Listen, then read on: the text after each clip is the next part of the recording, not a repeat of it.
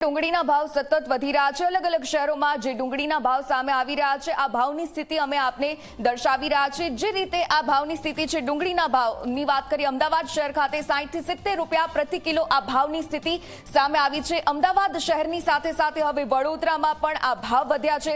60 થી 70 રૂપિયા પ્રતિ કિલો આ ભાવ ડુંગળીના આ શહેર ખાતે નોંધાઈ રહ્યા છે। આ સાથે સાથે વધતી ભાવની સ્થિતિ સુરતમાં પણ છે।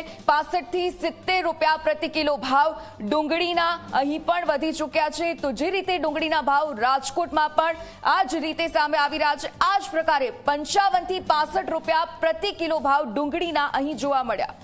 તો ભાવ વધારાનું જે રીતે એનાલિસિસ આપણે જોઈએ, એક મહિના પહેલાની વાત કરીએ તો 45 થી 55 રૂપિયા પ્રતિ કિલો આ ભાવ હતા આ બધા, અને હવે આ વધી ચૂક્યા છે। જે રીતે 10 થી 20 રૂપિયાનો ભાવ વધારો આ ડુંગળીના ભાવમાં જોવા મળી રહ્યો છે।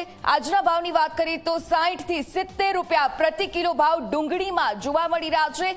એક મહિનાની ખાસ કરીને વાત કરીએ તો ડુંગળીના ભાવમાં 30% જેટલો સીધો જ ભાવ વધારો ઝીંકવામાં આવ્યો છે। જો કે ભારે વરસાદ છે અને આ ભારે વરસાદથી ડુંગળીના પાકને એટલું નુકસાન પહોંચ્યું છે અને આ નુકસાનની સ્થિતિ હવે ભાવ વધારા લોકોના બજેટ પર પહોંચી છે। ડુંગળીના ઉત્પાદનની જો વાત કરીએ તો આ ઉત્પાદનમાં પણ સતત જે રીતે ઘટાડો સામે આવ્યો છે, ઉત્પાદનમાં ઘટાડો થયો છે અને ત્યારબાદ આ તમામ પરિણામો આપણે જોઈ રહ્યા છીએ। દક્ષિણ ભારત